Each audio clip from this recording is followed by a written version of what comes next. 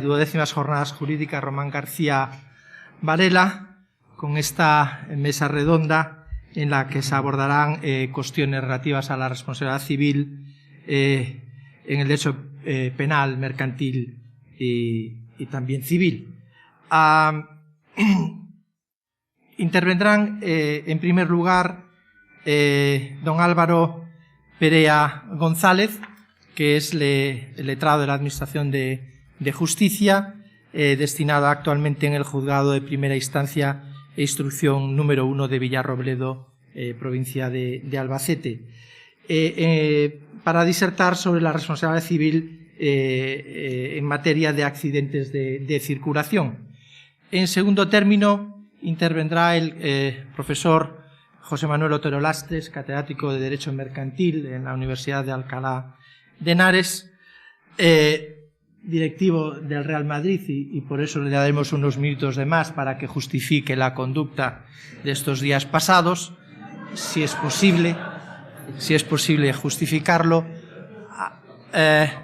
Reputado mercantilista y también novelista de varias obras, y la última de ellas, El afeitador de muertos. De muertos, sí.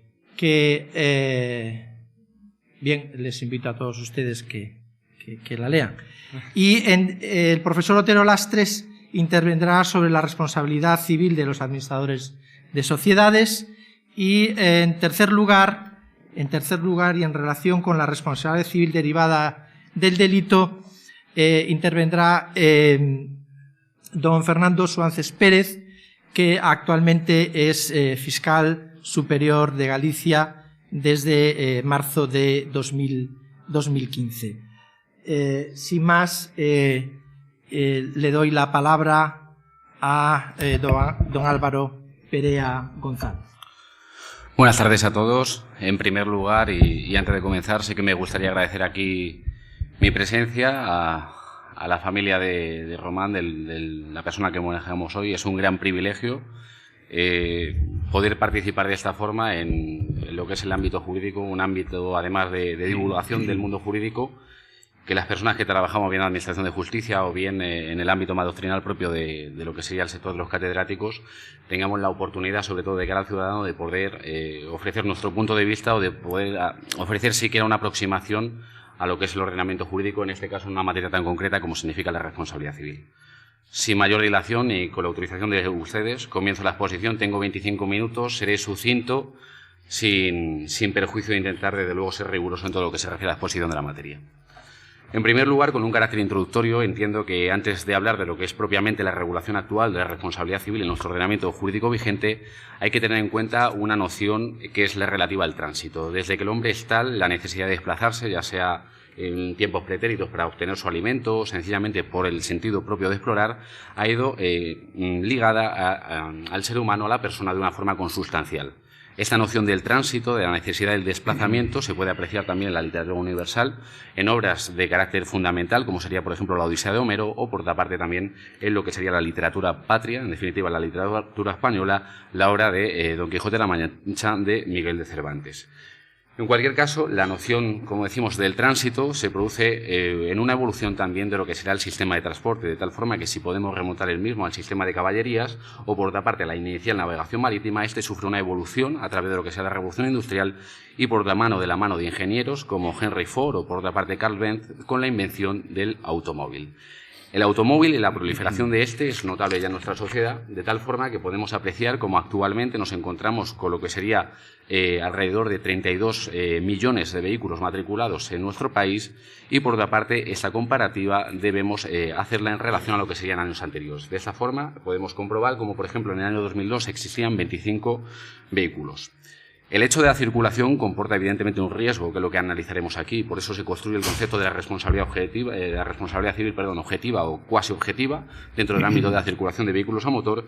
Y prueba de ello es el hecho, insisto, de que, por ejemplo, en el año 1998, hace ya tiempo, se produjesen en España 97.570 accidentes. De estos resultaron 147.334 víctimas, de las cuales fallecieron prácticamente 6.000. En la actualidad, en los últimos años, evidentemente ha disminuido el dato relativo al fallecimiento de personas, pero no obstante lo anterior nos encontramos ante cifras, por ejemplo, en el año 2016 de 1.800 personas, que hacen necesario una regulación y, por otra parte, también una concienciación de lo que supone la circulación y, en definitiva, de que el ordenamiento jurídico dedicado a la responsabilidad civil derivada de los accidentes de circulación que vamos a analizar esta tarde tenga una regulación precisa que garantice la seguridad jurídica. Continuando ya con lo que sería la regulación, entendemos cómo toda esta materia históricamente ha estado sujeta a una regulación con un carácter disperso que dio lugar finalmente a lo que sería el Real Decreto Legislativo 8/2004 que aprueba el texto refundido de la Ley sobre Responsabilidad Civil y Seguro en Circulación de Vehículos a Motor.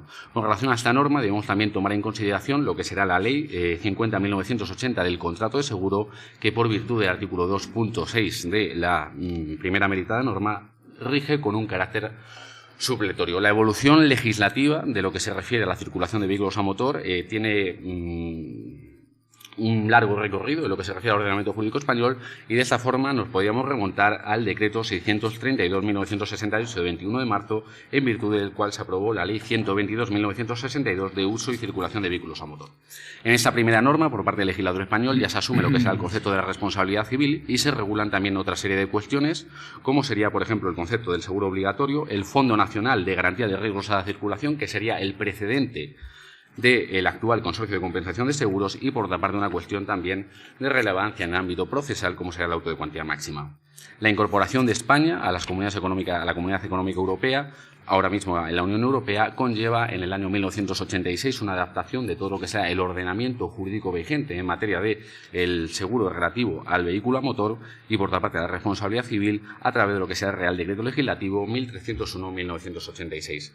Seguidamente encontramos un punto de inflexión también con la Ley 30/1995 de ordenación y supervisión del contrato de seguros privados, con relación a la cual se establece por parte del legislador una adaptación de 3 directivas comunitarias con un carácter fundamental. Se establece la incorporación del sistema de valoración de los daños y perjuicios causados con carácter corporal, lo que se crea conocido posteriormente como el baremo, y que ha dado lugar también, y con esto vamos a concluir lo que sea esta evolución legislativa, a la Ley 35/2015, que establece una nueva regulación del baremo que, como se ha dicho esta mañana, si bien el anterior había sido objeto de diferentes críticas por parte de algunos sectores doctrinales, este está teniendo mejor acogida por parte tanto de la jurisprudencia como por parte de la doctrina. Establecido lo anterior, nos vamos a ocupar ahora del concepto básico que sería el vehículo a motor. De esta forma, parece una pregunta quizá de perogrullo, pero es importante tener en cuenta que en el mundo jurídico nos movemos en conceptos que han de estar necesariamente definidos y de esta forma el concepto de vehículo viene definido por parte de la Ley de Tráfico.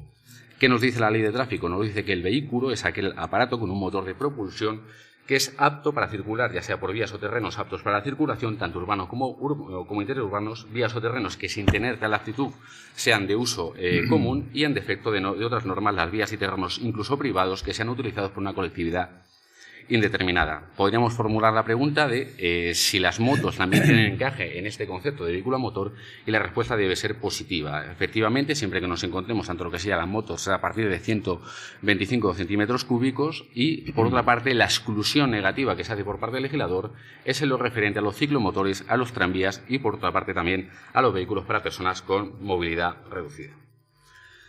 Analizando ya lo que sería el concepto de la responsabilidad del conductor, el artículo 1.1 del Real Decreto Legislativo que regula toda esta cuestión nos dice con un carácter literal que el conductor de vehículos a motor es responsable en virtud del riesgo creado con ocasión de la conducción de los daños causados a las personas y a los bienes con motivo de la circulación. De este precepto, que parece sencillo, sin embargo, se construye, se erige todo lo que es el régimen de responsabilidad civil derivada de accidente de circulación, sin perjuicio de los matices que vendrán incorporados por otro tipo de preceptos, evidentemente, y también por lo que sean las causas de exoneración, por decirlo de alguna forma. Como podemos comprobar, en esta materia no nos encontramos ante lo que sería el clásico concepto de responsabilidad tradicional, como lo hemos visto esta mañana, el concepto que se sustenta sobre el término de la culpa, sino que en este teatro, digamos, de la responsabilidad civil, esa culpa es sustituida por el concepto objetivo, es decir, por la relevancia del daño y por la obligación del carácter indemnizable del mismo. De esta forma, esta responsabilidad de carácter objetivo se anuda a una figura concreta o a un agente concreto que no es otro que la figura del conductor. El conductor, por el hecho de asumir la conducción y entendiendo el legislador que la conducción sin duda es un fenómeno que entraña un riesgo, de ahí la existencia, como hemos comprobado al principio de esta introducción, de accidente de circulación, lo que hace es anudar la consecuencia jurídica del daño a la responsabilidad que éste habrá de asumir. En esta cuestión debemos tener presente que es fundamental tener en cuenta el concepto de la causalidad, de tal forma que, igual que vimos esta mañana, todo el concepto de la responsabilidad tenemos que tener en cuenta que se establece una relación de causa-efecto sin perjuicio luego de lo que sea el margen de imputación objetiva. En cualquier caso, la causalidad será determinante porque, como vemos en el caso de la responsabilidad con relación a las personas, de esa responsabilidad objetiva que le anuda el legislador a la figura del conductor, este solamente queda liberado cuando pruebe dos circunstancias concretas. La primera de ellas, la culpa exclusiva del perjudicado, de tal forma que podemos entender que si el principio elemental que rige nuestro ordenamiento jurídico no es otro que el que comete un daño debe indemnizarlo, en el caso obviamente de que este daño sea culpa, insistimos, exclusiva de la persona de la víctima, se establecerá una causa de exoneración con relación al conductor. En segundo lugar, podemos entender también lo que sería el concepto de la fuerza extraña a la conducción. Con relación al concepto de la fuerza extraña, podríamos definirlo jurídicamente como aquella fuerza que de carácter irresistible, además, supone un riesgo extraño a lo que es el propio fenómeno. En cualquier caso, incluso irresistible, en el caso de ser previsible, también tendría este predicado. Analizando la jurisprudencia, podemos entender cómo, por ejemplo, se ha negado el carácter de fuerza mayor de lo que sería el cruce de piezas de caza por una autovía. En segundo lugar, también la presencia de un perro en una autopista. Y en tercer lugar, que es un caso ciertamente cómico, la discusión de una pareja, entendiendo que si bien una discusión de pareja tiene un carácter habitual, desde luego es irresistible y debe tener encaje dentro del concepto de previsión de responsabilidad que debe asumir sin duda el conductor, sin que en modo alguno esa discusión de carácter marital o de otra índole pueda tener ubicación bajo la rúbrica de la fuerza mayor. En segundo lugar, sin embargo, se ha estimado la jurisprudencia, cito entre otras sentencia de Audiencia Provincial de Asturias de 11 de mayo de 2009 o también sentencia del Tribunal Supremo de 17 de noviembre de 1989, el concepto de fuerza mayor enlazado a la existencia de sustancias deslizantes en una autovía sin la previa señalización, entendiendo que esta circunstancia frente a la cual se encuentra el conductor es imprevisible y que por tanto no la puede evitar, y entendiendo en este concepto la exoneración de esa responsabilidad.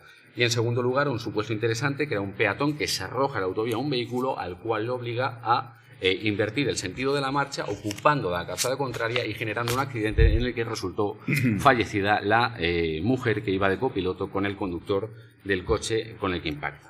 Entendiendo que no se puede, en términos coloquiales, exigir una suerte de comportamiento heroico a la persona, sino que en todo caso sí debe asumir esa componente de responsabilidad, sin perjuicio obviamente de aquellos elementos que son, digamos, externos a la propia previsión del concepto del tráfico. En cualquier caso, también, de acuerdo con la literalidad propiamente de la norma, debemos entender que no se consideran en casos de fuerza mayor los defectos del vehículo ni la rotura o fallo de algunas de sus piezas o mecanismos. Esta especificación es especialmente relevante habida cuenta de que el concepto de la responsabilidad que se asocia por el legislador al conductor no es únicamente por el solo hecho de la conducción, sino que se traslada a su paso previo o concomitante, como sería el mantenimiento del vehículo a través, por ejemplo, del pase que hagamos de la inspección técnica de vehículos o lo que conocemos coloquialmente todos como la ITV. En segundo lugar, encontremos el concepto del daño a los bienes. Con relación a estos, el legislador nos indica que el conductor responderá frente a terceros cuando sea civilmente responsable con arreglo a lo previsto en el artículo 1902 del Código Civil, artículos 109 y siguiente del Código Penal y según lo dispuesto en la propia norma. En cuanto a esta materia, quizá una lectura inicial o de entrada de la dicción literal utilizada por parte del legislador nos conduce a pensar que en el caso de daños a bienes nos encontramos ante una traslación a la responsabilidad tradicional, a la responsabilidad por culpa. En cualquier caso, de acuerdo con la jurisprudencia del Tribunal Supremo, podríamos citar entre otras la sentencia del Tribunal Supremo de 10 de septiembre de 2012, cuyo magistrado ponente además ha tenido ocasión de aludir esta mañana, el señor Juan Antonio Sió Ríos, nos señala que lo que debemos de interpretar con relación a la responsabilidad por daños es una suerte de inversión de la carga de la prueba, de tal forma que deberá ser el conductor, para no responder y por tanto quedar exonerado con relación al daño material, que actuó con la diligencia debida que se le exige. En definitiva, nos encontraríamos ante una suerte de presunción de culpabilidad que, sin embargo, obviamente exige prueba en contra. Continuando con lo anterior, vamos a enlazar ahora con lo que sería el hecho de la circulación. Es decir, toda la materia que estamos analizando tiene lugar para que se pueda producir ese nacimiento de responsabilidad civil cuando nos encontremos circulando. Esta cuestión, si quizá puede parecer baladí o comúnmente conocida, es decir, circulamos cuando estamos conduciendo, sin embargo, ha dado lugar a un interesantísimo y bien formado cuerpo jurisprudencial en el cual se ha ido analizando la casuística concreta y también, como señalaba otro ponente de esta mañana, no es una cuestión tan pacífica y ha dado lugar a que, por ejemplo, este mismo año, en un auto del Pleno de la Sala Primera de nuestro Tribunal Supremo, se haya planteado una cuestión prejudicial, que definiéndolo para las personas que quizás sean ajenas al mundo jurídico, sería como el sistema de interlocución que tienen los jueces nacionales con el Tribunal de Justicia de la Unión Europea respecto de lo referente a la interpretación y aplicación de la normativa comunitaria. Por otra parte, encontramos la responsabilidad del propietario del vehículo en el caso de que éste no sea conductor. Esta responsabilidad viene definida por el legislador del siguiente modo y procedo a la lectura literal. El propietario no conductor responderá de los daños a las personas y los bienes ocasionados por el conductor cuando se encuentre vinculado por éste en alguna de las relaciones que regulan los artículos 1903 del Código Civil y artículo 120.5 del Código Penal. Esta responsabilidad cesará cuando el mencionado propietario pruebe que empleó toda la diligencia de un buen padre de familia para prevenir el daño. Sin embargo, en un inciso segundo se nos dice por el legislador que en el caso de que nos encontremos ante un propietario que, como veremos, es el obligado a la suscripción del seguro de carácter obligatorio, este no lo hubiera formalizado, no lo tuviera en vigor, él mismo responderá junto al conductor de los daños a las personas y los bienes ocasionados por este, salvo que pruebe que el vehículo hubiera sido sustraído. Nos encontramos aquí ante una remisión ante lo que sería la responsabilidad por los actos impropios, de tal forma que en el artículo 1903, que ha sido analizado esta mañana por otro ponente, encontraremos la responsabilidad, entre otros, de los padres, también de los tutores o de los dueños o directores de un establecimiento o empresa. En cualquier caso, la interpretación que ha hecho la Sala Primera de nuestro Tribunal Supremo es entender que es una interpretación de carácter flexible, de tal forma que lo determinante para el nacimiento de la responsabilidad es entender una relación de dependencia o subordinación del conductor con el propietario valorada, insistimos, en términos de naturaleza flexible. Todo ámbito de la responsabilidad objetiva, ya sea por ejemplo en la navegación aérea, también en la materia concreta que estamos aquí analizando, pivota sobre una obligación concreta, que es el seguro de suscripción obligatorio, regulado por el artículo 2. Del Real Decreto Legislativo. De esta forma podemos entender cómo la constatación del riesgo generalizado que supone la conducción conlleva una colectivización del riesgo que se traslada por parte del legislador con un criterio prudencial a una colectivización de la obligación de aseguramiento. Con relación a quién tiene la obligación del seguro de suscripción obligatoria, la misma se residencia por parte del legislador en el propietario de los vehículos a motor que tengan su estacionamiento habitual en España, quienes están obligados a suscribir, y no solamente a suscribir, sino también a mantener un seguro de suscripción obligatoria que cubra con las cuantías indemnizables establecidas por parte del legislador. Este seguro, o mejor dicho, con relación al interpretamiento de estacionamiento habitual, se entiende con relación a aquellas matrículas que se hubieran expedido en territorio español, por otra parte, en el supuesto de que sean vehículos que no necesiten de matrícula cuando tengan placas o signos expedidos en el territorio español, o en último lugar, cuando se trate de un tipo de vehículo para el que no exista matrícula, siempre que España sea el estado del domicilio del conductor. Con relación a los mecanismos que se utilizan por parte del legislador, por parte del ordenamiento jurídico para garantizar la obligación del seguro obligatorio, encontramos por una parte la remisión que sale por parte de las entidades aseguradoras a Hacienda. En segundo lugar, encontramos también la obligación que tiene el tomador del seguro de exhibir este cuando fuere requerido para ello, y por otra parte encontramos también lo que sería el derecho administrativo sancionador a través de la imposición de sanciones por parte de las jefaturas provinciales de tráfico o los órganos competentes de las comunidades autónomas referentes a la prohibición de circulación por territorio nacional o al precinto y depósito del vehículo en tanto en cuanto no se acredite la vigencia del seguro de suscripción obligatorio. Este seguro opera con un carácter de prima única y cubre la garantía de daños a las personas hasta la cifra total de 70 millones de euros, en el caso de daños a los bienes hasta la cifra total de 15 millones de euros. Es importante tener en cuenta que, habría cuenta del concepto indemnizatorio que late en lo que sería la esencia propia de la responsabilidad derivada de los accidentes de circulación, el seguro de suscripción obligatoria, tal y como viene previsto por parte del ordenamiento jurídico, no cubre los daños que haya sufrido el propio conductor.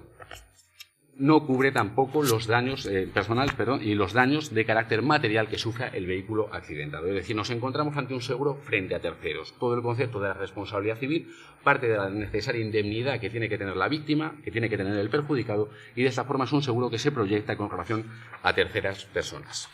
En cuanto a lo que se refiere a la relación entre la aseguradora y el perjudicado, esto ha sido objeto de una reforma profunda también por parte de la Ley 35/2015, y en cualquier caso podemos entender como la obligación fundamental que tiene la compañía aseguradora no es otra que satisfacer la cuantía que deba ser objeto de indemnización a la figura del perjudicado. Para ello, El perjudicado, deberá reclamar extrajudicialmente a partir de la fecha del siniestro y se deberá presentar una oferta motivada por parte de la compañía aseguradora. Esta oferta motivada deberá contener la propuesta indemnizatoria y, por otra parte, aquella documental que permita acreditar la base en virtud de la cual se ofrece esa cantidad.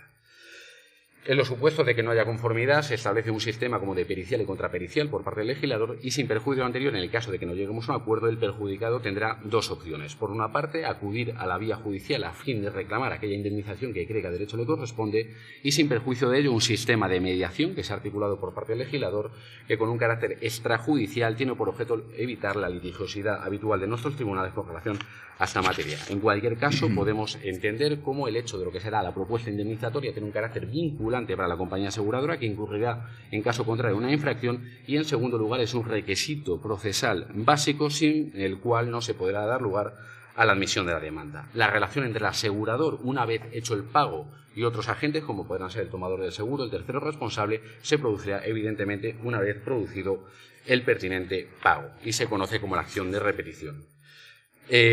Finalmente, con relación a esta exposición y esperando no haber copado todo el tiempo con el que he sido privilegiado, encontramos la materia del baremo. Sin duda, una de las cuestiones más polémicas, en lo que se conoce en los términos anglosajones como el derecho de daños o el derecho de responsabilidad civil, es lo referente a cómo cuantificamos el daño.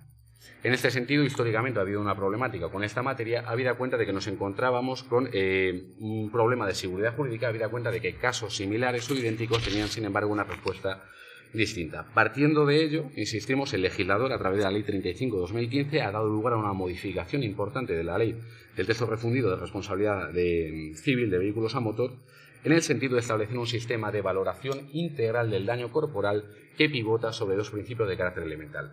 Por una parte, encontramos el principio de reparación integral del daño, de tal forma que a la hora de cuantificarlo deberemos tomar en consideración no solo lo que sería el propio daño físico, sino todas aquellas circunstancias de naturaleza personal, familiar, social y económico que afecte a la víctima, valorando las consecuencias patrimoniales, pero también aquellas que tienen un carácter moral o extrapatrimonial. Este sería el primer principio. El segundo principio, sería el principio de vertebración, de tal forma que será preciso y necesario que se valoren por separado los daños de naturaleza patrimonial de aquellos que no lo son. Con relación a los daños que dan lugar a la indemnización, se establece la muerte, las secuelas y las lesiones de carácter temporal. En materia de perjudicados, encontramos aquí también alguna novedad. De esta forma se establece obviamente la víctima del accidente en caso de muerte y, por otra parte, en caso de fallecimiento, el cónyuge viudo, los ascendientes, los descendientes, los hermanos, y se establece el concepto del allegado, que sería aquella persona que ha tenido una vinculación, ya sea por afectividad o por parentesco con la persona de la víctima, dentro de los 5 años inmediatamente anteriores a la fecha del siniestro. El requisito imprescindible que dará lugar a la aplicación del baremo es el informe médico, la fecha específica a la que deberemos atender para valorar el daño corporal que se hubiera producido en la fecha del accidente y, por otra parte, si se analiza con rigor la nueva regulación, nos encontramos ante una definición incisiva, muy específica por parte del legislador, con una vocación de abarcar todo lo que sería la materia, de tal forma que, por ejemplo, se define literalmente el concepto de pérdida de la autonomía personal, y nos dice la ley: es aquel menoscabo físico, intelectual, sensorial u orgánico que impide o limita la realización de las actividades esenciales de la vida ordinaria. Se define también aquellas actividades esenciales de la vida ordinaria: comer, beber, asearse, vestirse, concepto de prótesis, órtesis, y en definitiva una serie de conceptos que intentan definir y, delimitar con un grado de seguridad jurídica cierto todo lo que se refiere a la cuestión. En último lugar, debemos dejar destacado que si todo el concepto de la responsabilidad civil de accidente de circulación, que aquí de forma muy sucinta he intentado explicar, pivota sobre un concepto básico que es el hecho de la conducción, el hecho de la figura concreta del agente que supone el conductor, sin embargo, no podemos perder de vista que en la actualidad, y siguiendo una evolución de lo que sería también lo que se está produciendo en el ámbito de la navegación aérea, con relación a la tecnología no tripulada. Es decir, actualmente en el ámbito, insisto, de la navegación aérea se está produciendo un cambio de tal forma que tenemos los conocidos como drones, vehículos aéreos que son navegados sin la necesidad de una persona física. Algunas empresas como Uber, Tesla o Google están desarrollando en la actualidad también la conducción de vehículos a motor con carácter no tripulado. Es decir, nos encontramos ante la eliminación de la figura del conductor. ¿Cómo resolverá el derecho, entendiendo el legislador y desde luego la aplicación, la interpretación que de ello hagan los juzgados o tribunales, esta nueva figura jurídica que consiste en el vehículo no tripulado? Es una cuestión que evidentemente hasta en este momento es hipotético, es eventual, es decir, no lo conocemos, pero en cualquier caso entendemos que si la proliferación y la evolución de los tiempos es tal, deberemos dar una respuesta adecuada, justa y equilibrada a lo que entendemos es un fenómeno regulatorio que supondrá un punto de inflexión en la conocida como responsabilidad civil de los vehículos a circulación, de los vehículos a motor. Gracias.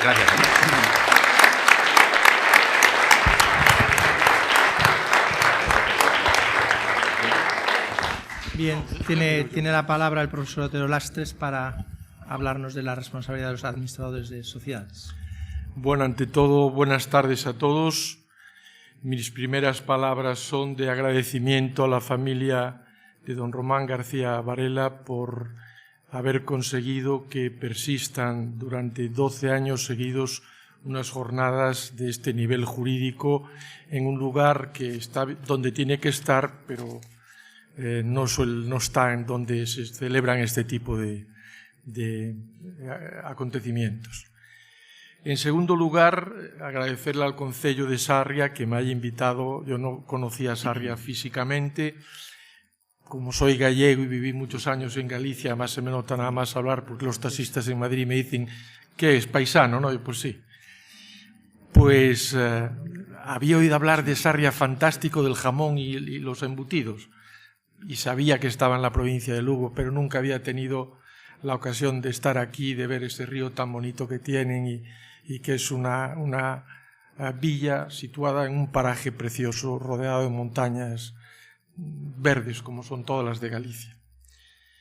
Luego, darle las gracias muy especialmente a los organizadores, a Carlos Lema y a Román García Iglesias, porque yo sé lo que es dedicar la actividad diaria a otras cosas y en esa actividad muy ocupada tener que encargarse de organizar estas jornadas. Y a mí me parece que Román todavía es joven y quiero centrar muchísimo el agradecimiento en Carlos Lema, que es un organizador nato. Sus compañeros de curso lo elegían siempre para organizar las comidas, es el que lo reúne a todos, es un organizador fundamental. La pena es que no se dedicó a la política, porque sería un gran gestor y un gran organizador. Y además estoy seguro que no tendría ningún problema de corrupción. Y bueno, y después hablar del Real Madrid, que esto es orgulloso, es una cosa facilísima defender a un equipo que en 5 años gana 4 Champions y 3 seguidas. Yo no sé si alguien puede decir lo mismo, ¿no? Esto es fácil de defender, ¿no? Y ahora nos están Armando, es que el Madrid es la gloria, y claro, la gloria sienta mal, porque cuando algún equipo, que es nuestro rival, mira para arriba, siempre ve al Madrid, y el Madrid cuando mira para arriba ve el cielo, y eso joroba muchísimo, no hay manera de digerirlo. Por eso ser madridista, somos muchos, pero muy orgullosos de ser madridistas y no tenemos ninguna dificultad en defender al Madrid. Y además estructura España, que otros clubes pues, no tienen una política deportiva tan implicada con lo que es España. Y por eso agradezco que me hayan dado 5 minutos y yo por mí seguiría hablando del Madrid, que es mucho más interesante que hablarles de la responsabilidad civil de los administradores, que perdónenme, pero es un leñazo, y además un leñazo con alevosía, porque yo, que ya tengo edad para elegir la hora de poder hablar, mi queridísimo Carlos me pone después de comer. Con lo cual, hay un doble riesgo. Primero, que me duerma yo, porque tengo la sana costumbre de dormir toda la siesta, todos los días. Con lo cual, como decía Unamuno, le preguntaron, ¿usted duerme mucho? Y dice, sí, pero el resto del día estoy despierto. Pues a mí me suele pasar lo mismo, duermo la siesta y luego ya estoy fresquísimo. Ahora no la dormí, entonces seguramente me notarán un poco más torpe de lo habitual. Y eso no se lo hace un amigo de Carlos. O sea, yo quería haber hablado por la mañana, comer como otros que tomaron chupitos, y yo ni chupitos, ni vino, agua, horroroso. Pero me voy a desquitar por la noche, ¿eh? Me voy a desquitar por la noche. Bueno, vamos a hablar de esto tan divertido como es la responsabilidad de los administradores. Que Carlos, vaya temas, ¿eh? Pero bueno. Bien, voy a empezar utilizando una definición muy amplia de responsabilidad civil que sentó el profesor Díez-Picazo. El profesor Díez-Picazo, que fue uno de nuestros más grandes civilistas, dice que responsabilidad es la sujeción de una persona que vulnera un deber de conducta impuesto en interés de otro, sujeto a la obligación de reparar el daño producido. Como ven ustedes, en esta definición hay 4 presupuestos que fundamentan lo que es la responsabilidad. La primera es la existencia de un deber previo que pesa sobre un sujeto. La segunda es que este deber viene impuesto en interés de otros. La tercera es que si este deber es vulnerado por un sujeto, se le declara responsable, y el contenido de esa responsabilidad es que queda obligado a reparar el daño producido por infringir ese deber que tenía de cuidar los intereses ajenos. Pues bien, si analizamos la responsabilidad de los administradores a lo largo de toda la regulación de la sociedad anónima, por lo menos desde la época más moderna, podemos distinguir 3 etapas distintas. La primera etapa es la que empieza con la ley de 1951, una ley muy buena, técnicamente buenísima, que realizan los profesores Garrigues y Uría, 2 de los más grandes maestros que ha habido en derecho mercantil, pero que hay que situarla en el momento histórico que vivía España, que es recién salida de la Guerra Civil, cuando estaba muy incipiente el desarrollo económico que luego se produce más bien con la etapa de Laureano López Redó y el desarrollismo, pero que era todavía una época muy incipiente del capitalismo español, que en una sociedad que era más bien una sociedad agraria, típicamente agraria, con algunos pequeños matices de sociedad preindustrial. Bueno, pues en esta sociedad, en esta regulación de las sociedades anónimas, hay 3 artículos. En el artículo 79 se establece la responsabilidad que tienen los administradores y se dice: los administradores desempeñarán su cargo con la diligencia de un ordenado comerciante y de un representante leal, y responderán frente a la sociedad, frente a los accionistas y frente a los acreedores del daño causado por malicia, abuso de facultades o negligencia grave. Y concluye: en cualquier caso estarán exentos de responsabilidad los administradores que hayan salvado su voto en los acuerdos que hubieran causado el daño. Como puede verse, estamos ante un caso claro de responsabilidad civil, en la medida en que hay un sistema de carácter indemnizatorio que pretende reparar el daño causado. Pero es algo más que un puro sistema de responsabilidad civil, porque estamos hablando de un órgano societario, y el legislador ya en 1951 quiere someter a los órganos que llevan la gestión, básicamente, de la sociedad anónima a un control de funcionamiento. Y por eso les dice: ustedes no tienen libertad para actuar como quieran, sino que están sometidos a un deber determinado y responden en determinadas circunstancias. Como ven ustedes, esta responsabilidad reúne los 4 presupuestos de los que hablaba el profesor Díez-Picazo, porque hay un deber de conducta que pesa sobre los administradores, que es doble. Tienen que desempeñar el cargo con la diligencia de un ordenado comerciante. Fíjense qué terminología. En el año 51 se hablaba de comerciantes, no de empresarios, y de un representante leal. Ordenado comerciante se refería al aspecto interno de gestión de la compañía, representante leal se refería al aspecto del uso de la firma social en las relaciones con los terceros. También este deber viene impuesto en favor de otros, porque la ley declara responsables a los administradores frente a la sociedad, frente a los accionistas y frente a los acreedores. Este deber es vulnerado no en cualquier caso, sino que solamente lo vulnera el administrador, fíjense, ni siquiera cuando actúa sin la diligencia debida, sino solamente, dice la ley, cuando actúa con malicia, es decir, queriendo efectuar el acto dañoso, con abuso de facultades, es decir, actuando sin la diligencia debida, porque es la diligencia que tiene cualquiera, pero usando la firma social en su propio beneficio, y finalmente en el caso de negligencia grave, que es aquel supuesto en el que el administrador pone menos cuidado que el que pondría la persona más descuidada en sus propios asuntos. O sea, es una responsabilidad claramente muy benevolente. Tiene los 4 requisitos, pero es una responsabilidad muy benevolente. ¿Funcionó el sistema? Pues hay que decir que no. No funcionó el sistema de responsabilidad, pues 2 razones. Primero, porque el legislador no tenía mucho interés en castigar a los administradores.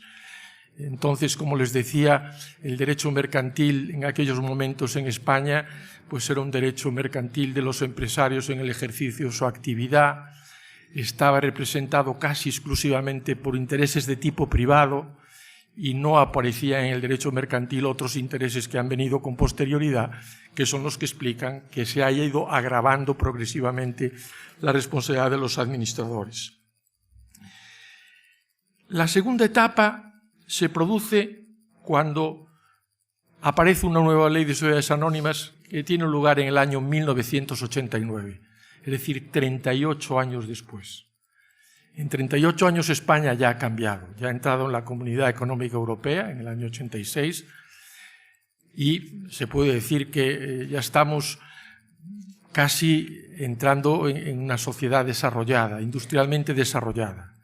Estamos en la Comunidad Económica Europea, que eso supone una transformación importantísima de España, pero estamos en los primeros momentos. Por eso, aunque se agrava la responsabilidad de los administradores frente a la originaria de 1951, no se agrava demasiado. No se agrava demasiado. Hay básicamente 2 o 3 medidas de tipo técnico, pero que no suponen un especial agravamiento de la responsabilidad. La primera es que en el artículo 127 se modifica ligeramente la terminología, se les dice los administradores desempeñarán su cargo con la diligencia de un ordenado empresario, ya se abandona la palabra comerciante, y de un representante leal, y se le impone un segundo deber, que es un deber perfectamente explicable en todas las organizaciones que tienen que mantener reservados los acuerdos y los actos que se ven en ese órgano. Y dice, deberán guardar secreto de las informaciones de carácter confidencial aún después de cesar en su cargo. Bien, este es el artículo 127 y se modifica también ligeramente el artículo 133, que es el que ahora establece 2 fuentes de responsabilidad. Ya no es la de decir, la primera, tendrán ustedes una diligencia de un ordenado empresario, de un ordenado comerciante y de un representante legal, y el daño que causen por malicia, negligencia o abuso de facultades los obligará a responsabilizar. El daño no. Ahora se dice, incurren en responsabilidad los administradores que infringen la ley y los estatutos, que esto hasta entonces no figuraba, y todos aquellos que incumplan los deberes inherentes al cargo, con lo cual las fuentes de responsabilidad son dobles. También se establece la responsabilidad en general solidaria de todos los miembros del órgano de administración en el supuesto de que sea pluripersonal, es decir, formado por varias personas, pero se establece una vía de escape y dice, bueno, no responderá aquel que no intervino en el acto, que no lo conocía o que si lo conocía hizo todo lo posible por evitar el acto. O sea, hay una especie de escape. Y finalmente hay una especie de medida de refuerzo que dice, bueno, estamos hablando del órgano de administración, el otro gran órgano social, que es el que emite la voluntad de la sociedad, es la Junta General. El hecho de que la Junta General haya aprobado el acto que produce el daño no los exime de responsabilidad.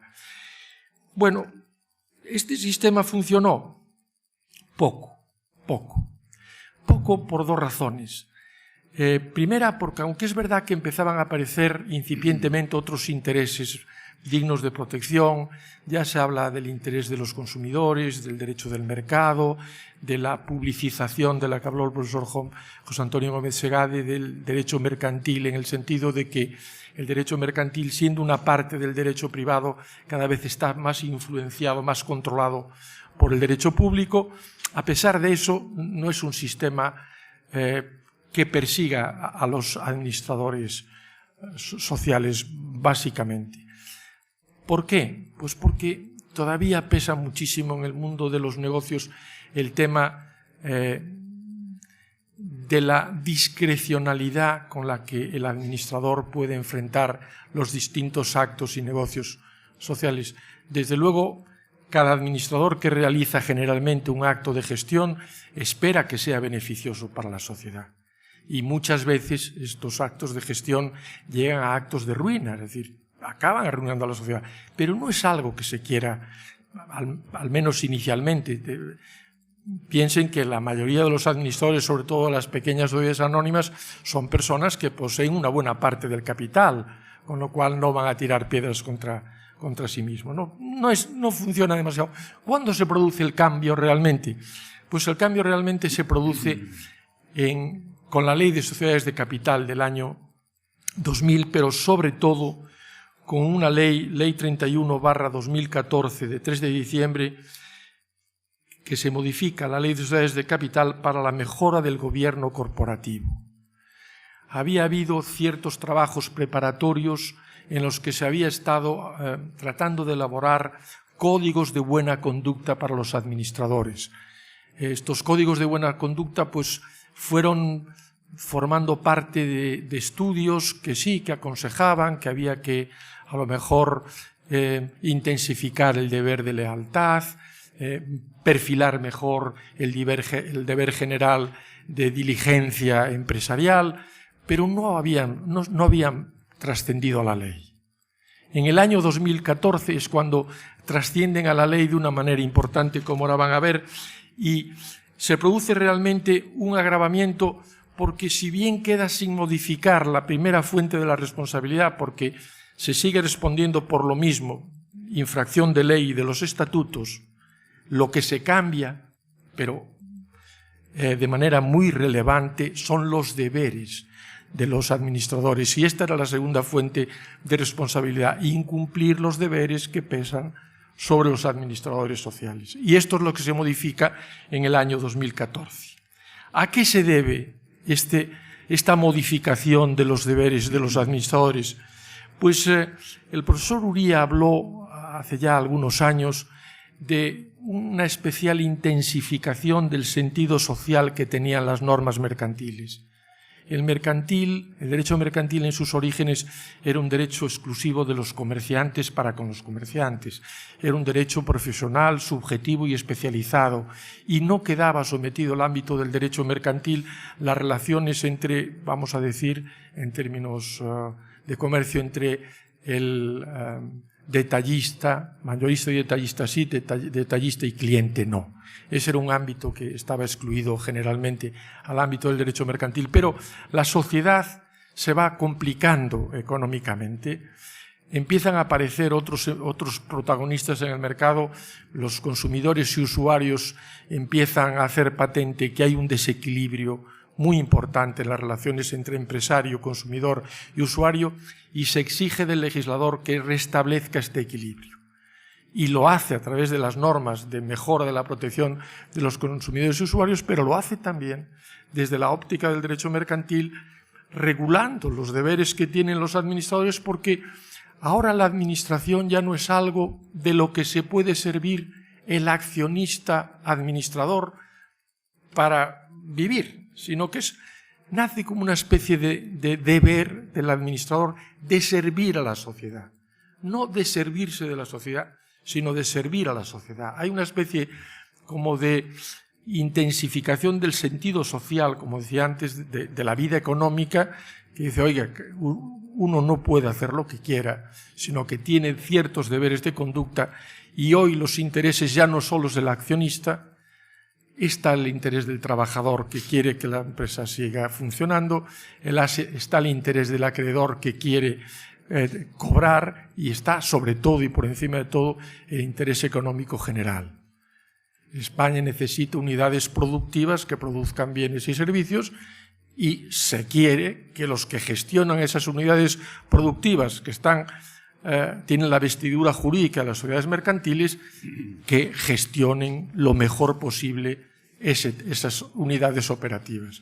Y para eso les imponen ciertos deberes que van a ver ahora ustedes cómo suponen realmente un verdadero agravamiento de la responsabilidad, hasta el punto de que siga habiendo algunas puertas de salida para escaparse de la responsabilidad, pero hoy hay que pensarse mucho el aceptar ser miembro del Consejo de Administración de una compañía.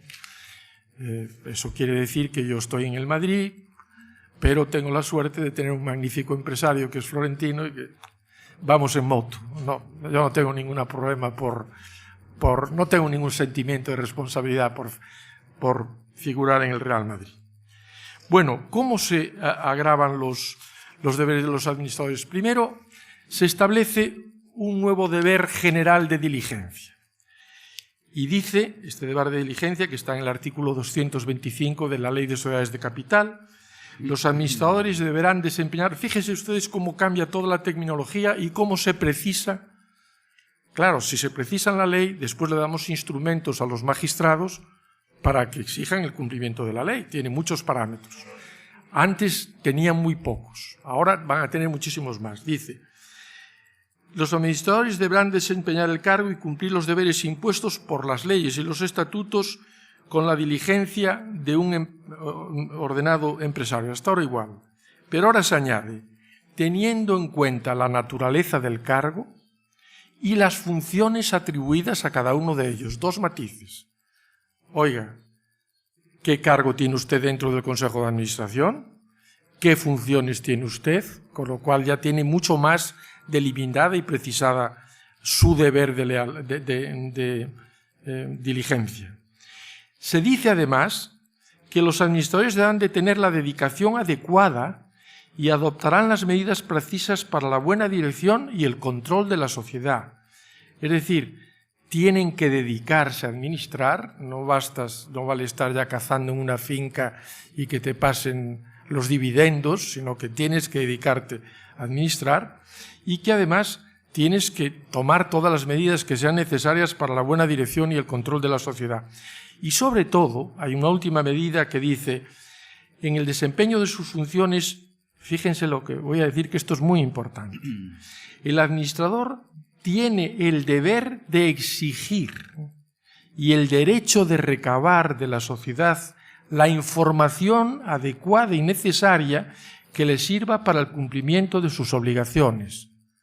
Ya no vale eso de, yo no me enteré, a mí no me dieron. Usted tiene el derecho y el deber de pedir la información que necesite para administrar la sociedad. Eso cambia claramente el deber general de diligencia. Pero además se actúa sobre aquello que les decía antes, sobre la discrecionalidad empresarial. Siempre hay un elemento de discrecionalidad, pues yo voy a hacer este negocio porque me parece bueno, voy a comprar estas acciones porque suben y luego bajan y uno se arruina. Bueno, pues este deber de discrecionalidad se matiza también muy bien en la ley y dice, en el ámbito de las decisiones estratégicas y de negocio, sujetas a discrecionalidad empresarial, el estándar de diligencia de un ordenado empresario se entenderá cumplido cuando el administrador haya actuado de buena fe, sin interés personal en el asunto objeto de decisión, con información suficiente y con arreglo a un procedimiento de decisión adecuado. O sea, que fíjense ya cómo el legislador va cerrando, estrechando las vías de escape que tenía el administrador. Pero por si esto fuera poco, no solo se precisa el deber de diligencia, sino que en lo que se entra, perdónenme la expresión a saco, es en la regulación del deber de lealtad.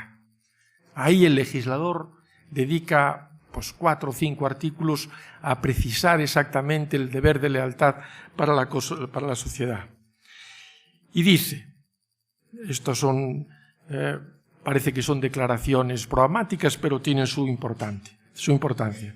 Los administradores deberán desempeñar el cargo con la lealtad de un fiel representante, obrando de buena fe y en el mejor interés de la sociedad. Pero establece las consecuencias de que no se actúe de esta manera. Y dice, la infracción del deber de lealtad determinará no solo la obligación de indemnizar el daño causado al patrimonio social, sino también la de devolver a la sociedad el enriquecimiento injusto obtenido por el administrador.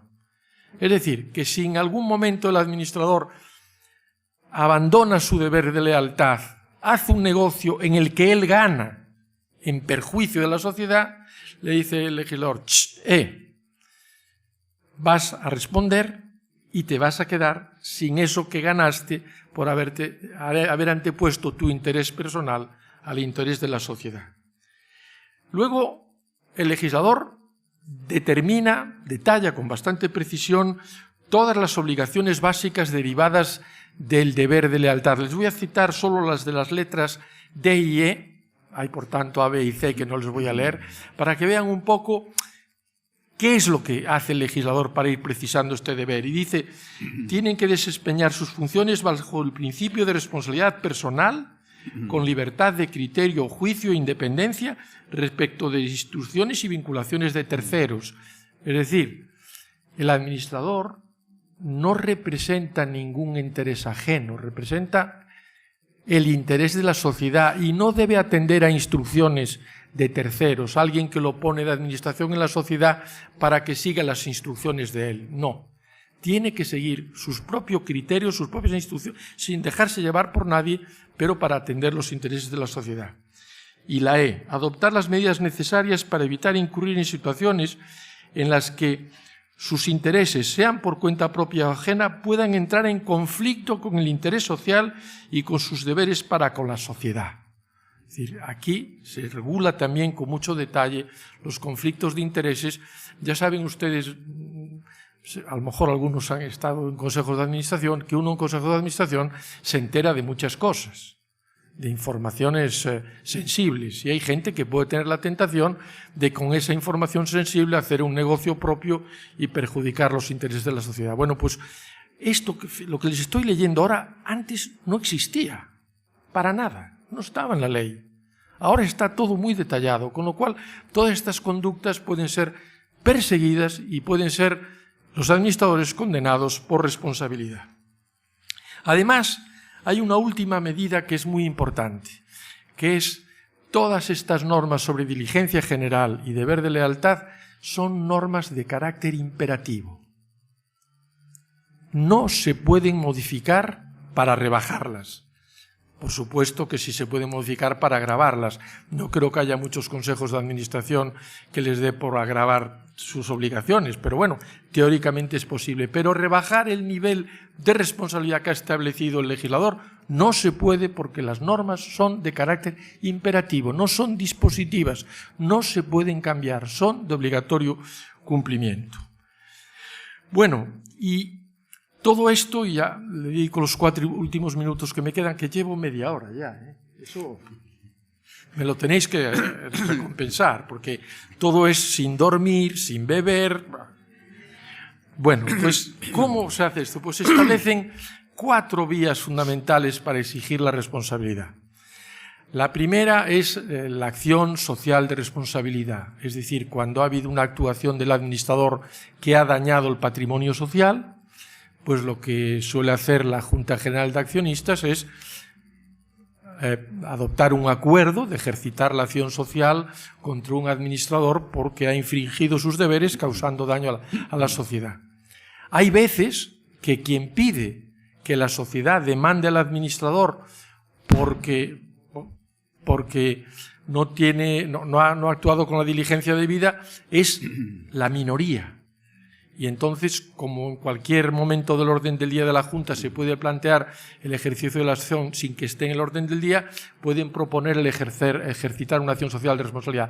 La mayoría, que normalmente son las que manejan, los administradores manejan las mayorías, pueden acordar que no ejercitan la acción. Pero si hay una minoría, la minoría legal, esta puede ejercitar la acción en nombre de la sociedad, y esa minoría es la que puede ejercitar la acción social contra los administradores. Y también la puede ejercitar un tercer legitimado activamente, que son los acreedores sociales. Esta es la primera pieza, acción social, que lo presigue básicamente la reintegración del patrimonio social, es decir, que aunque la minoría actúe en nombre de la sociedad y sea condenada el administrador a pagar, el dinero no se lo lleva la minoría, reintegra el patrimonio social. Al lado de esta hay una acción que es la acción individual, que es cuando un accionista siente que la actuación del administrador ha dañado directamente su patrimonio. No vale el daño reflejo provocado porque como él era accionista y se dañó el patrimonio social, de manera refleja también valen menos sus acciones. Ese no, ese es social de responsabilidad. Es individual de responsabilidad cuando una actuación del administrador lo ha dañado directamente a él. Y ahí hay también una posibilidad de que el accionista individual o los accionistas o los acreedores puedan ejercitar acciones para que el administrador repare ese daño concreto que ha causado en el patrimonio individual de una de las personas. Y finalmente hay otra causa de responsabilidad, que esta sí que se ha ejercitado mucho, y además con éxito en las sociedades mercantiles, que es en el caso de que la actuación de los administradores consista en que si la sociedad está en causa de disolución por pérdidas sociales, la ley le impone la obligación de reparar la situación convocando una Junta General de Socios para o bien restablecer el equilibrio patrimonio-sociedad, o bien, por ejemplo, puede ser aportando más medios o bien reduciendo el capital social, pero también puede pedir la disolución de la sociedad o incluso la declaración en concurso. Si los administradores incumplen esta obligación, que estas sí que son fáciles de determinar, pues incurren en responsabilidad. Fijaros que ha habido más casos de condena por violación de esta obligación de no agravar a la sociedad con deudas sociales posteriores a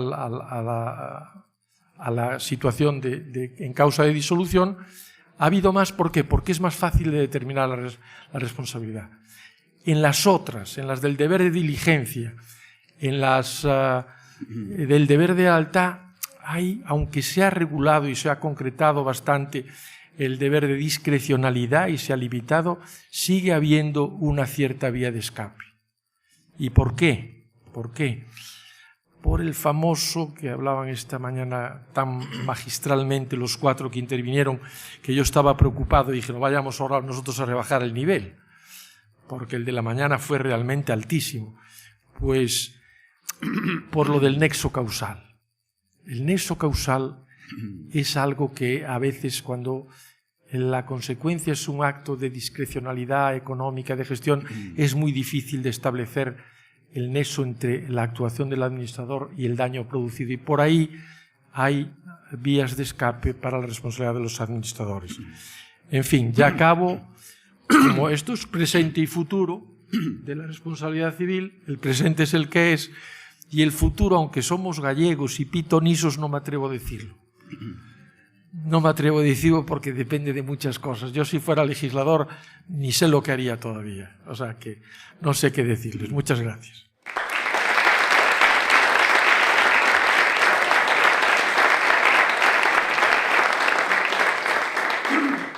Bien, tiene la palabra entonces Fernando Suárez, fiscal superior de Galicia.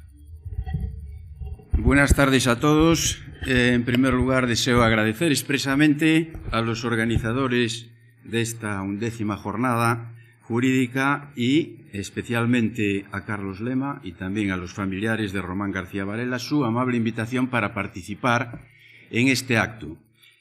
Y una participación que yo entiendo no solamente desde el punto de vista personal, sino también institucional.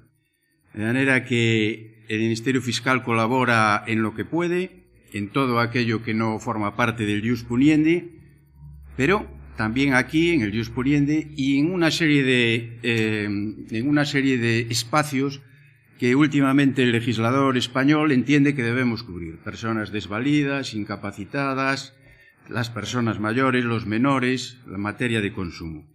¿Y qué decirles ahora cuando la carrera fiscal tiene una ministra que es fiscal de justicia, un fiscal general del Estado, que puede ser cualquier jurista de reconocido prestigio, que también es una fiscal, un secretario de Estado de Justicia, que también es otro fiscal, y bueno, yo casi estaba esperando que me nombraran director general de deportes, para que hubiera otro fiscal y poder ir a ver a Nadal.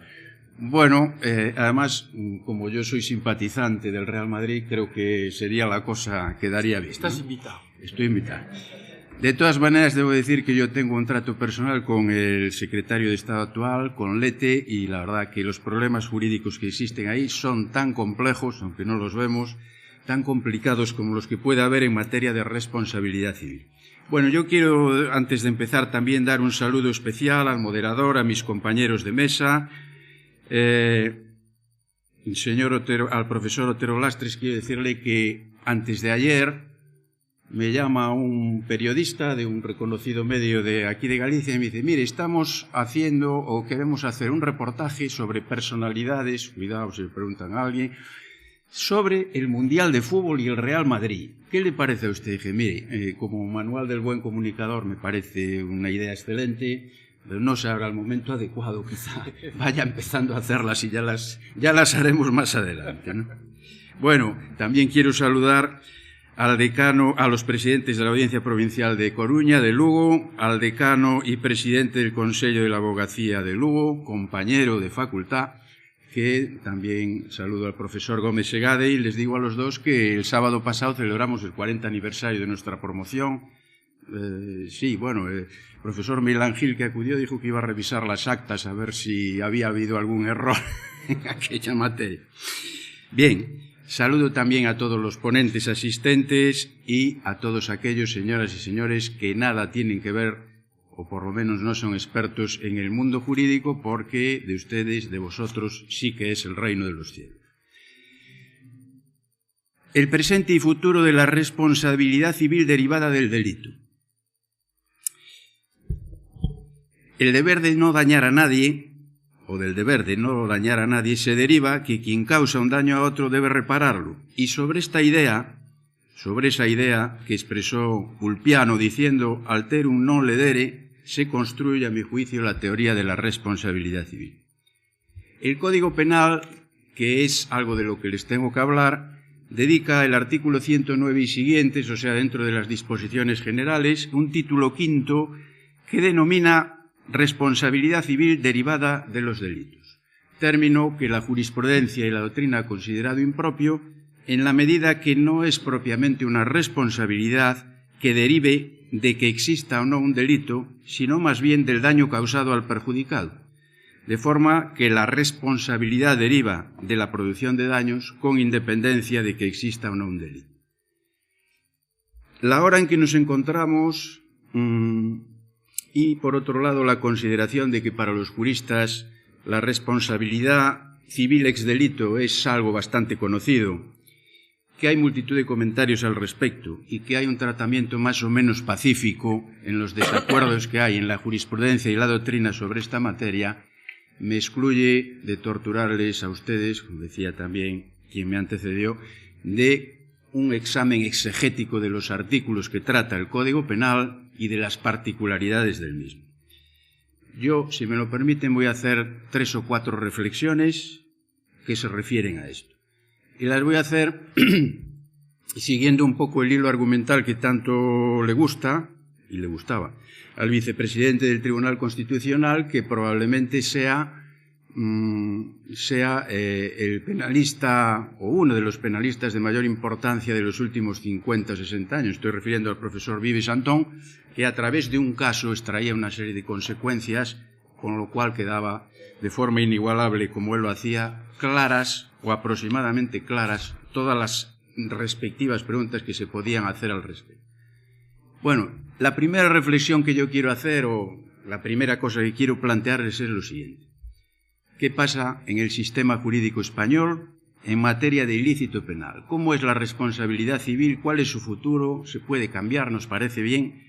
Y eso lo voy a hacer, si me lo permiten, de forma muy rápida, aludiendo a un primer caso de sobra conocido por todos. Me refiero a aquello que ocurrió el 13 de noviembre de 2002 cerca de Finisterre, cuando el buque Prestige generó un incidente considerable con un tremendo daño ambiental. La sentencia de la Audiencia Provincial de Coruña de 13 de octubre de 2013 confirmó efectivamente en sus hechos probados que aquel día se había producido un fallo estructural en el costado estribor, generó una deriva a estribor que parece fácil de pensarlo, pero es como si esta sala se escorara 30 grados a estribor, a la derecha nos quedáramos sin luz, con un vendaval de agua y de mar por ahí, y ahí, en ese momento, existen determinadas responsabilidades, hay 63.000 toneladas de fuel que fueron derramadas, generando además otras 170.000 toneladas de residuos y una afección a toda la costa desde la desembocadura del río Miño hasta Francia, con mayor o menor incidencia, pero naturalmente en Galicia. Bueno, esa sentencia de la Audiencia Provincial de Coruña no condenó por delito ambiental, absolvió al capitán y lo condenó por una desobediencia a las autoridades españolas a las que no permitió dar remolque al buque y alejarlo de la costa. Lo condenó por un delito de desobediencia y, naturalmente, ese delito de desobediencia no genera ningún tipo de responsabilidad civil.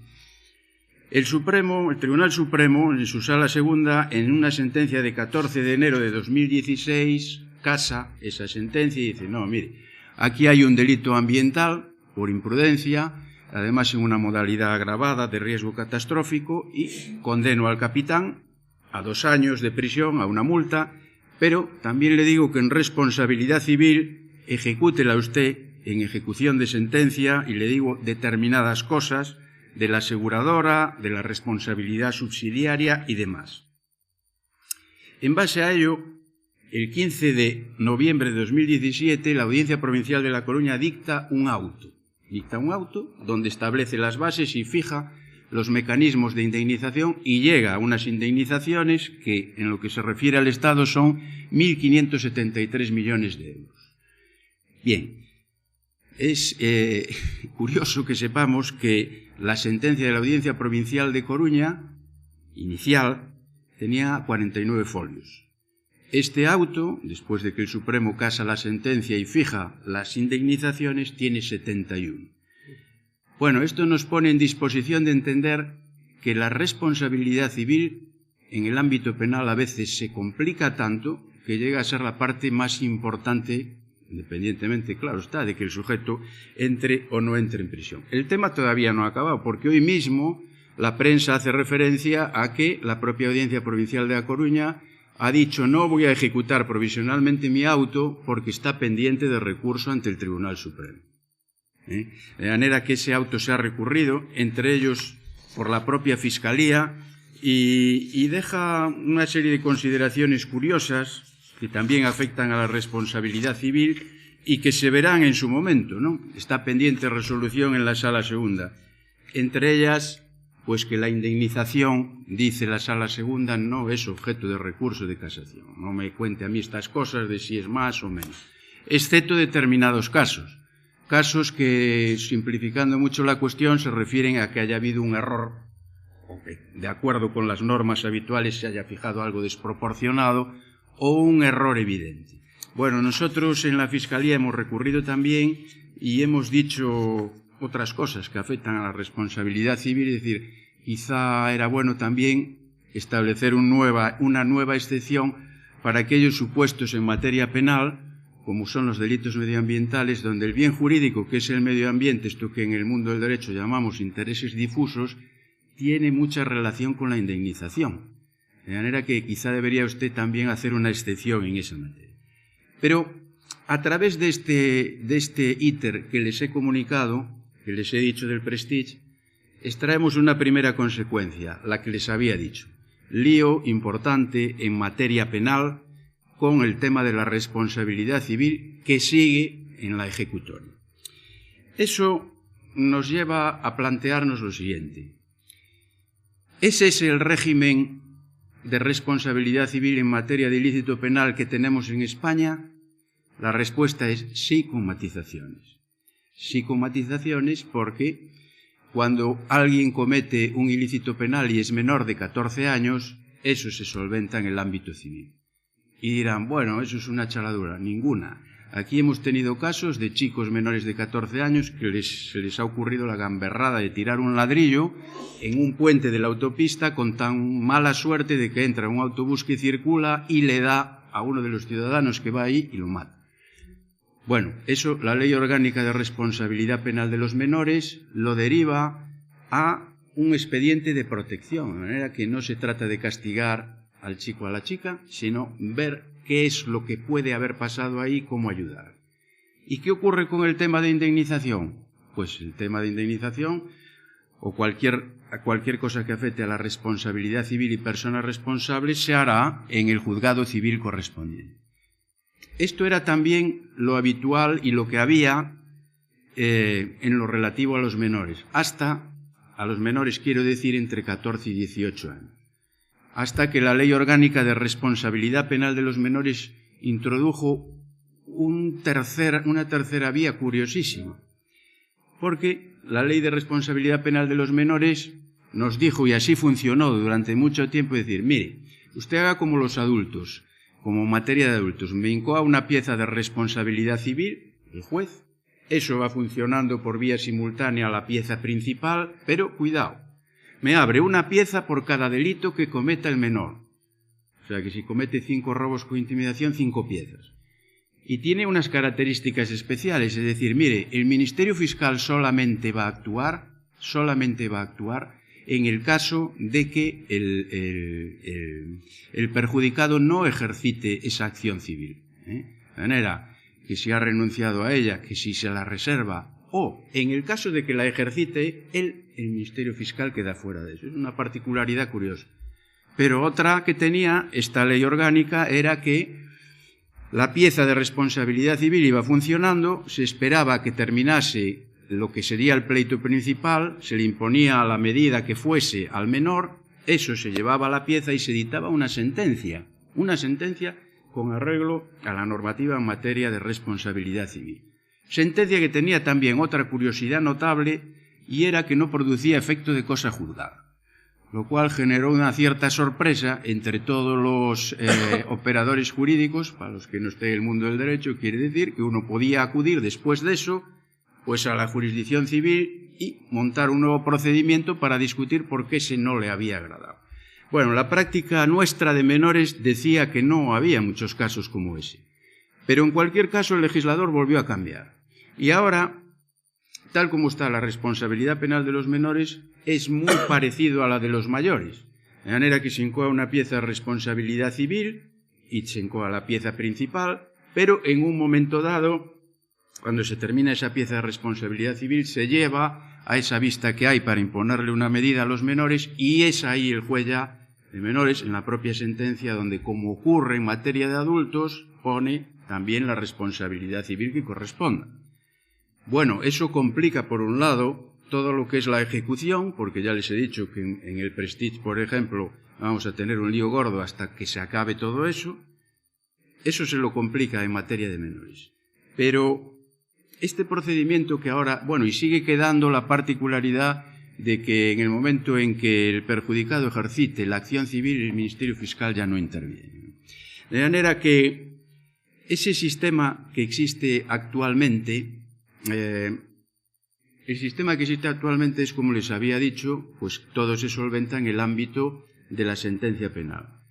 Pero esto, la complejidad en materia civil, el que antes se hiciera de una forma separada en menores y la constatación real, porque es así, de que hay determinadas legislaciones como la inglesa y norteamericana que dicen, mire, déjeme usted en paz de cosas en materia penal, eso que lo solventamos en materia civil. Hay legislaciones que dicen eso. Y hay legislaciones como la francesa que dice: colabore usted con el Ministerio Fiscal, colabore. En España tenemos una participación mucho más activa porque no es una colaboración, es que el sujeto que ha sufrido un daño puede personarse en la causa como actor penal, como actor civil, como las dos cosas o como un híbrido, ¿no? Entonces, llegados a este punto, uno se pregunta, en determinados ilícitos penales, como puede ser este delito ambiental, estamos hablando del Prestige, ¿hubiera sido bueno dejar al margen, al menos en algunos ilícitos, el tema de la responsabilidad civil y que funcione por su cuenta? Porque si fuera así, la sentencia del Prestige en materia penal se hubiera acabado quizá en un año. Una vez entrado el asunto, otra cosa es lo que se produjera en materia de responsabilidad civil. Y eso nos plantea también la idea de si es necesario o no cambiar alguna cosa. En mi opinión, hay que tener en cuenta también alguna consideración sobre ciertas modificaciones que se están produciendo. Una de ellas es toda la materia relativa a las víctimas. De forma que esto ha involucrado en el ámbito del derecho penal un estatuto de las víctimas. Ya saben que tenemos una ley, un reglamento que regula esto y una llamada a que los operadores jurídicos recojan y regulen de forma idónea esta cuestión. Aquí, en la Comunidad Autónoma de Galicia, como en muchas otras, esto depende de un problema presupuestario, de medios, y se está avanzando en esto, pero la verdad es que oficinas de asistencia a las víctimas, hay las tradicionales, ¿no?, que existen en los decanatos y demás, y alguna cosa en las fiscalías, pero no es eso lo que prevé el estatuto. Bueno, esto, en el momento que se regule lo de la oficina de asistencia a las víctimas y todos los derechos que hay que reconocerles, quizá, como dicen los expertos en protección de las víctimas, sea un elemento de peso para dejar las cosas como están. Es decir, si a ustedes les funciona más o menos bien, independiente de las críticas que haya, pues dejen tranquilo el asunto y que se solvente todo en materia penal. Y además las víctimas dicen, y tengan además en cuenta que es que la responsabilidad civil nos influye en muchas cosas. Por ejemplo, en materia de conformidades, ¿no? Ahora está de moda, sobre todo en Galicia, que haya multitud de protocolos en materia de mediación de adultos, en materia penal de adultos. Ya tenemos 3, uno en Pontevedra, otro en Santiago, otro en Coruña, de manera que ahí se llega a acuerdos donde el satisfacer la responsabilidad civil tiene importancia. Dice, pero no solamente eso, es que alguien que repare el daño es una atenuante simple, que a veces puede ser muy cualificada, y aunque no lo sea, cuando se une a otra, que es la dilación indebida, cosa frecuente, eso permite rebajar la pena 1 o 2 grados, lo cual ya estamos hablando de rebajas considerables. Además, dicen las víctimas, y no se olvide que también la responsabilidad civil afecta en materia penal a que le podamos conceder al penado la suspensión de la ejecución de la pena privativa de libertad, a sus beneficios penitenciarios, porque también tiene relación con el 3er grado y la libertad condicional. De manera que hágame usted el favor de dejarlo como está. Bueno, yo como primera conclusión, que luego hablaré en lo último un poco más sobre esto, ¿qué se puede hacer aquí en España respecto a esto? Yo quiero adelantar. Para mí, tal como tenían los anteproyectos que hubo, porque hubo 2 anteproyectos de Código Procesal Penal, o si quieren, de Ley de Enjuiciamiento Criminal, aunque se les llamó de esa otra manera, pues avanzaba también que la responsabilidad, que la acción del Ministerio Fiscal tendría que ser subsidiaria, ¿no? De manera que si la ejercita el perjudicado, el fiscal queda fuera. Bueno, con eso que parece ya algo bastante consolidado, ese principio de subsidiariedad, yo diría que también, con las críticas que hay, habría que continuar con el sistema actual para ventilar todo en el ámbito penal. Pero sigo teniendo dudas razonables sobre si hubiera o si es necesario que algún ilícito penal fuera excluido de esto, y sobre todo que en materia de ejecución de sentencia, cuando estamos ya metidos en esto, si pudiera ser que alguna administración más competente, me refiero más competente, más acostumbrada a ejecutar deudas y moratorias y demás, como puede ser la administración tributaria en el delito fiscal, pues que otras se ocuparan también de estas cosas, ¿no? Es decir, mire, aquí tiene usted todo este título del Prestige, ejecútelo usted, que seguro que lo hace mejor que yo, dando cuenta a la autoridad judicial correspondiente. Lo dejamos un poco para el final. Como segunda cuestión, para reflexionar, diríamos, oiga, la responsabilidad civil que regula el Código Penal, ¿a usted qué le llama la atención? Bueno, me llama la atención todo, decirles, para que quede claro a los no juristas, ahora ya existe la responsabilidad penal de las personas jurídicas, de manera que si ahora se produjese una condena, que ya se han producido, pues por un delito de estafa inmobiliario, por ejemplo, de venta de pisos y demás, donde se condena a dos sujetos y a esa entidad jurídica para la que ellos trabajan, los tres responden directamente, porque ha sido condenada la entidad jurídica como autor penal, ¿no? De manera que los tres responderían de forma directa y solidaria. Si eso no se produjera, podría haber si no se hubiera condenado a la persona jurídica, habría una responsabilidad subsidiaria que sí está regulada en el Código Penal, en uno de los artículos a los que yo me he referido, 109 y siguiente. Dice, pero al margen de eso, ¿qué me gustaría resaltarles a ustedes? Bueno, pues dicen los titulares que la actualidad mediática se ha desbordado en España. ¿Qué les voy a contar? El caso más mediático de España, según los medios, es el del caso Nos. De manera que también está de actualidad ahora que uno de los condenados, bueno, uno no, varios de los condenados del caso Nos, señor Urdangarín y otros, deben ingresar en prisión.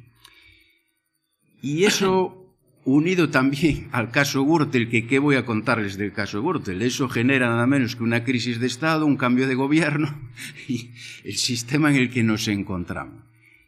Y eso tiene referencia a uno de los artículos que están ahí en esos de los que estamos hablando, que es eso que se llama de partícipe a título lucrativo. Eso se ha transformado en la estrella hoy en día de la responsabilidad civil. Se ha transformado en un lío entre partidos, que si es responsable, que si no es responsable, etcétera, etcétera. Bueno, decirles muy brevemente que esa sentencia en la que se condena al caso Nos, pues ha terminado, aparte de las condenas penales, con una condena a la infanta Cristina y a la mujer de Diego Torres por haber intervenido por partícipe a título lucrativo con una cantidad de dinero determinada. Y decirles también, porque ya lo saben, que en el caso Gürtel, efectivamente también se condena al PP como partícipe a título lucrativo. ¿Y eso de título lucrativo qué es? Bueno, pues quiero decirles que es sencillamente lo que dice. Se trata de un ciudadano que es llamado al proceso penal no como autor, ni como cómplice, ni como inductor, en definitiva, no como un responsable penal, sino como un responsable civil directo porque se ha beneficiado de los efectos del delito.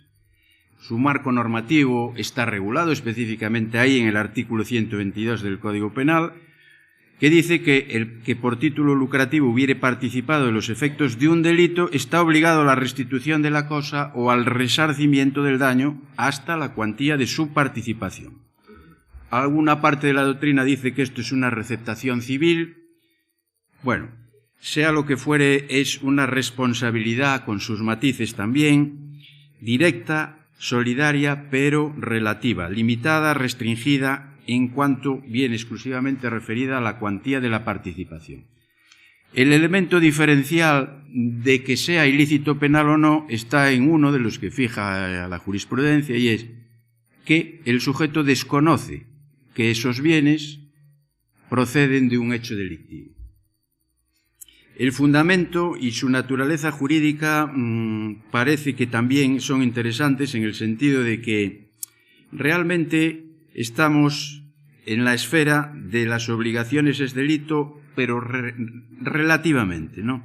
En realidad aquí el principio es la protección del derecho civil que declara la nulidad de los negocios jurídicos por ilicitud de la causa. deviniendo obligada a la restitución. Bueno, decirles que esta participación a título lucrativo requiere determinados requisitos, que uno sea llamado al proceso penal. En la pieza de responsabilidad civil hay que llamarlo, hay que oírlo, hay que darle derecho a que se defienda y que diga, oiga, mire, que estos bienes no, yo ni sabía que eran de procedencia delictiva y además los he usado de esta manera o lo que fuere. Hay que darle traslado también de la acusación, hay que oírlo y a ser posible también que comparezca en juicio.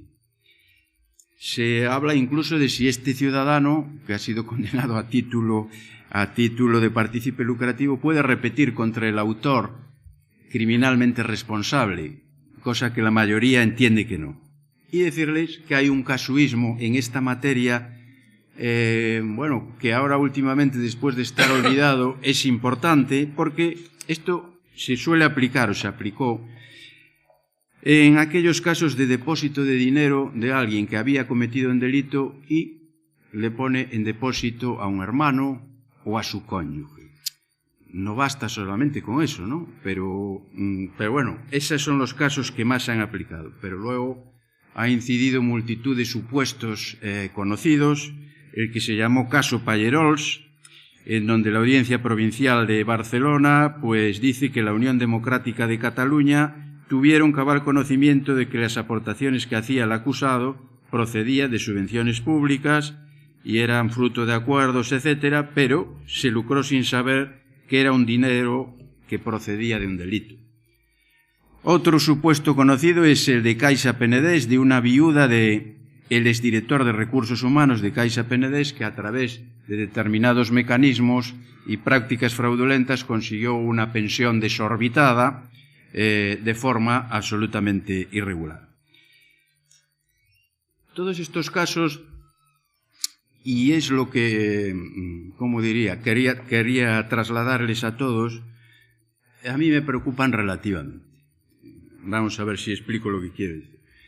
El derecho penal, a mi juicio, después del atentado de las Torres Gemelas, generó algo positivo, en el sentido de que todos los países colaboraron en materia de terrorismo, pero generó unas partes extrañas en el sentido de que un catedrático de penal de reconocido prestigio alemán, Jacobs, que creo que este mes se encuentra por la zona de Valencia, colaborando con la Universidad de Valencia y demás, y de cierto prestigio, creó algo que se llamaba el derecho penal del enemigo, que traducido al lenguaje vulgar quiere decir, mire, hay ciudadanos normales y yo les aplico el derecho penal habitual, pero hay otra serie de ciudadanos que quieren romper el Estado y a esos yo les voy a aplicar otra legislación distinta, Voy a cortar, o mejor dicho, voy a ampliar los plazos de prisión, les voy a poner penas mayores, les voy a tratar penitenciariamente de otra forma, etcétera, etcétera.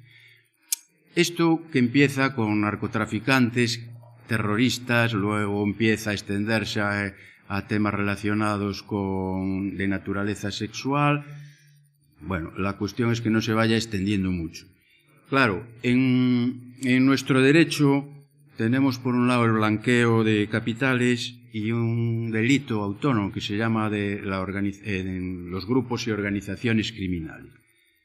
Estos son dos cajones de sastre que pueden involucrar a cualquiera en cualquier momento determinado.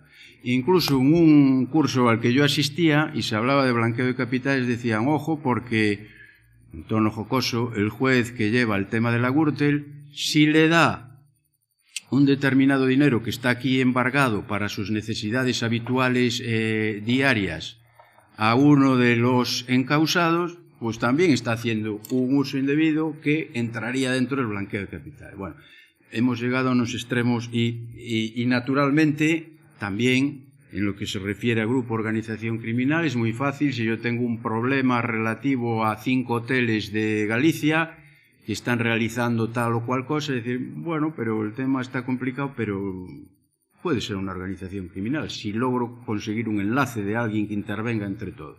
Tema solucionado. Y dirán, ¿y para qué me cuenta a mí esto? Pues le cuento esto porque en el tema que nos estamos ocupando de la responsabilidad civil, y del partícipe a título lucrativo, parece que estamos cubriendo todas las partes que se nos puedan escapar entre las manos, ¿no? De manera que tenemos por un lado el delito de receptación. Y dice, ¿y eso qué? Bueno, eso es que alguien se aproveche, pero de los efectos del delito sabiendo que en efecto se ha cometido un delito anterior. El problema es saber cuándo ese sujeto tiene o no conocimiento de que proceden de un delito, ¿no? Es decir, unas joyas que recibe la señora de su marido que se les ha regalado y que proceden de un delito.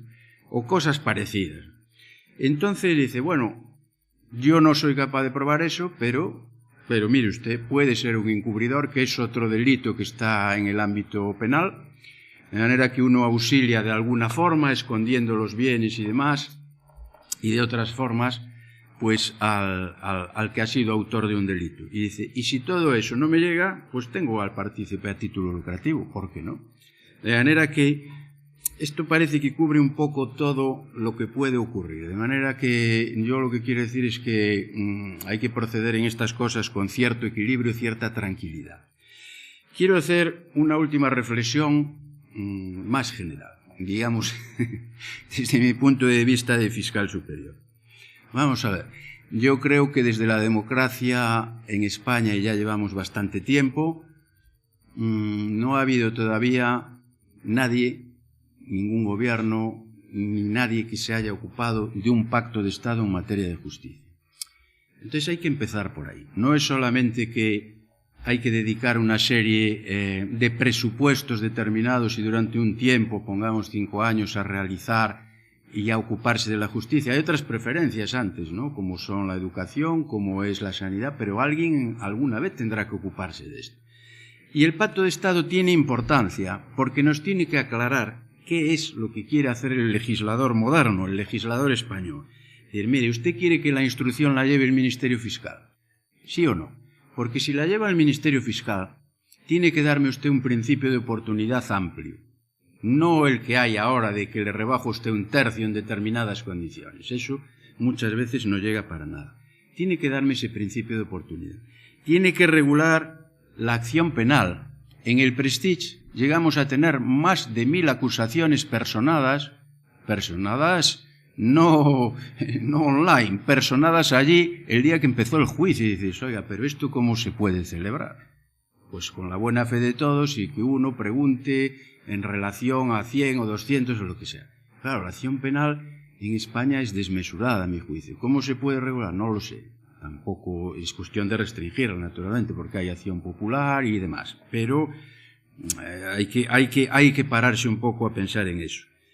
Y hay que blindar el estatuto del Ministerio Fiscal si queremos que la instrucción la lleve el Ministerio Fiscal. Y dentro de eso están los protocolos de mediación en materia penal y está la protección a las víctimas. ¿Y esto qué tiene que ver con nosotros? Pues tiene que ver porque si yo o el fiscal es instructor y tengo el arma del principio de oportunidad y puedo tener la responsabilidad civil y llegar a acuerdos y conformidades previos, entonces sí que podemos avanzar en esa materia.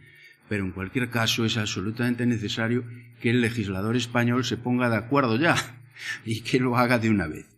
Bien, con todo esto yo termino mis reflexiones y desde luego quedo a su disposición para cualquier cosa que necesiten saber. No sin antes decirles que, desde un punto de vista institucional, para todos los que se encuentran aquí, la Fiscalía de Galicia está a su disposición para auxiliarles, colaborar o para todo aquello que necesiten. Nada más y muchas gracias.